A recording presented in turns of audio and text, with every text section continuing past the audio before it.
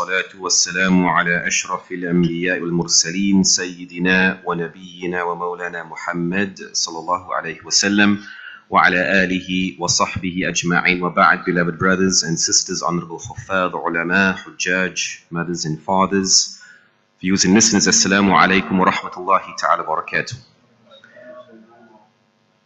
Alhamdulillah, we praise Allah subhanahu wa ta'ala in salutations on our beloved Nabi Muhammad sallallahu alayhi wa sallam. Our lesson this evening comes from a reflection of the Hijrah. And we know that when the Islamic year begins, Muharram 1446, we know that the Islamic calendar, the Islamic year, and the system of an Islamic calendar goes back and was started with the occurrence of the Hijrah. So whenever it is Muharram, it is a reminder to us that 1446 years ago, our beloved Nabi Muhammad sallallahu alayhi wasallam undertook the Hijrah. And that occurrence of leaving Mecca, leaving his family, his belongings, leaving what he knows for the sake of Allah subhanahu wa ta'ala, and going to Medina, a place that he does not know, is a very important journey, a very important occurrence in Seerah. And I just want to touch on one lesson. There is a lot to learn from the Hijrah, but because of time, I just want to touch on one lesson. And I know that, mashallah, in this masjid, many ulama and mashayikh have spoken about the Hijrah over decades. And so we know that our Prophet sallallahu alaihi wasallam was instructed by Allah subhanahu wa ta'ala to permit the Muslims of Mecca to go to Medina, to escape the torment, the difficulty, the challenges of the Quraysh, and to please Allah subhanahu wa ta'ala, to worship Allah openly, without any challenge. And then Allah permitted that Nabi Muhammad sallallahu alayhi wasallam could also undertake the Hijrah. And this is a very important occurrence in Seerah, very important. Because our beloved Rasul sallallahu alayhi wasallam had no desire to leave Mecca. He had none. And when he was questioned by Sahaba radiallahu anhum, okay, you are going to Medina. Maybe they wanted to establish, was he excited? And his words were that, the people of Mecca has made it difficult for me. And if Allah did not command me to go to Medina, then I probably would have remained in Mecca. But the lesson that I want to touch on is that that was a very important journey. And whenever you and I think about turning away from those things which harm us, which hold us back from Allah, and moving towards Allah, think back to the sacrifices of Nabi Muhammad sallallahu alayhi wasallam. Think back. Every time it is Muharram, it is a reminder to me and to you, if our sacrifice, if our form of a hijrah is leaving off just a sinful action, it is a much easier hijrah compared to what the Prophet ﷺ and the early Muslims had to undertake. But the lesson that I've chosen just for tonight briefly is who we take with us on that journey. It is so beautiful. Who accompanied the Prophet ﷺ on this very important journey? Who accompanied him? I'm asking the question, inshallah, to the masjid.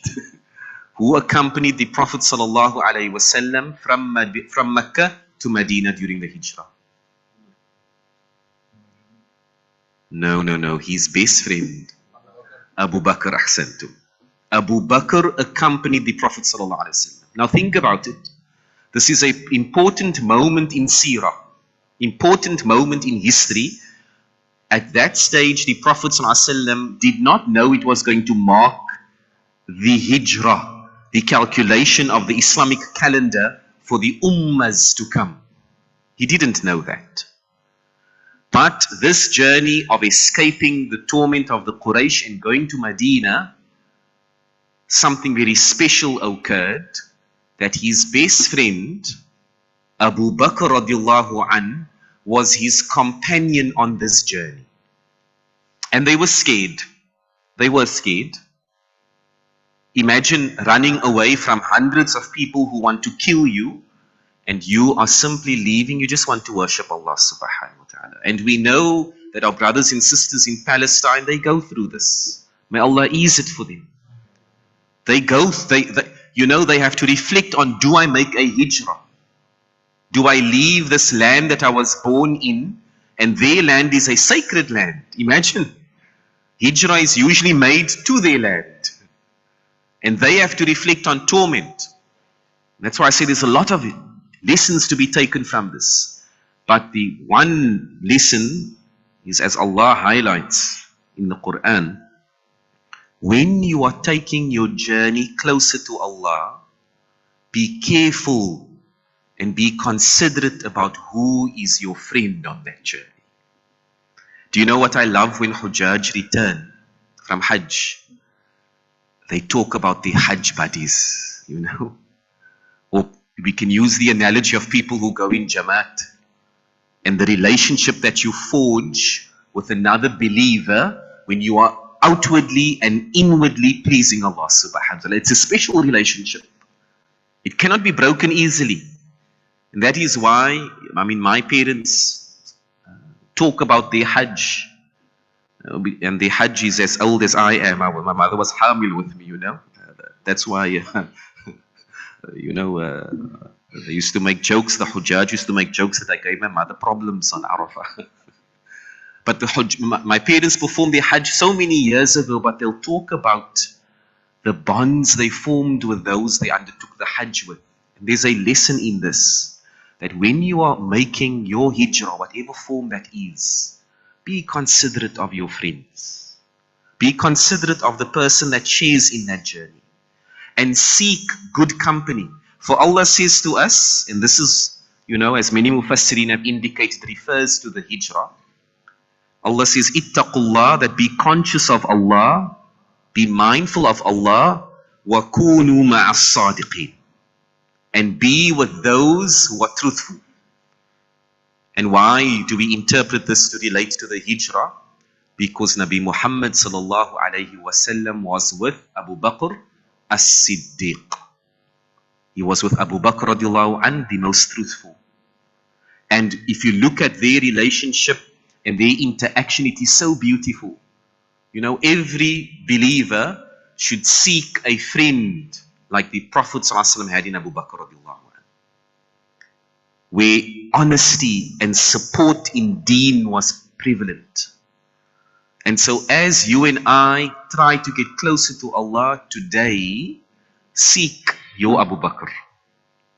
Seek friends that are reliable, that support you. And Allah highlights the quality that must be in your friend. As-Sadiqeen, those who have sidq, those who are honest and trustworthy, who can give you the Naseehah, the targheeb, whatever you might need in the moment, and can support you in the moment and guide you in the moment. Because during the hijrah, a lesson we learned was that there was even fear. There was fear. That they sought refuge, as some historians indicate, in Jabal Thur. Not Jabal Nur, Jabal Thur. It's a much bigger mountain, further out of Makkah. If you go to Makkah, don't try to go to Jabal Thur. They don't allow it. You get lost. You can go to Jabal Nur, inshallah, where the wahi descended. And the Prophet ﷺ, in the story is well known in Sirah, that he sought refuge in a cave with Abu Bakr radiallahu anhu, but they could see the feet of the Quraysh. That is how close they were, and if the Quraysh had to see them, it was over. So naturally, if an enemy is coming after you, you can imagine an enemy is coming after you, and you are hiding away and you can see the feet of the enemy. Can you imagine the fear within, that this person wants to kill you? There'll be fear. But because of the companionship we find in the beautiful hadith in Sahih Muslim and Bukhari, مَا ظَنُّكَ بِاثْنَيْنِ اللَّهُ ثَالِثُهُمَا. What do you think of the two? Reference to the Prophet ﷺ and Abu Bakr radiallahu anhu, when Allah is the third with them. That when you have a good companion, no matter what you face, That friendship is really great because it reminds you of Allah and Allah is with you and in your friendship. So may Allah grant us friends, supporters. May Allah grant us people who stand by us in truthfulness and help us get closer to Allah.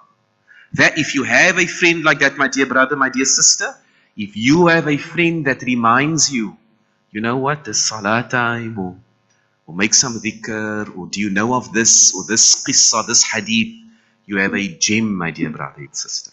And if your friends don't remind you of Allah, change friends. That's the reality. May Allah grant us friendships that are sidq, that have truthfulness, that take us closer to Allah subhanahu wa ta'ala. May Allah bless all of us and may we have a beautiful week. Fi amanillah. Wassalamu alaikum wa rahmatullahi ta'ala wa barakatuh.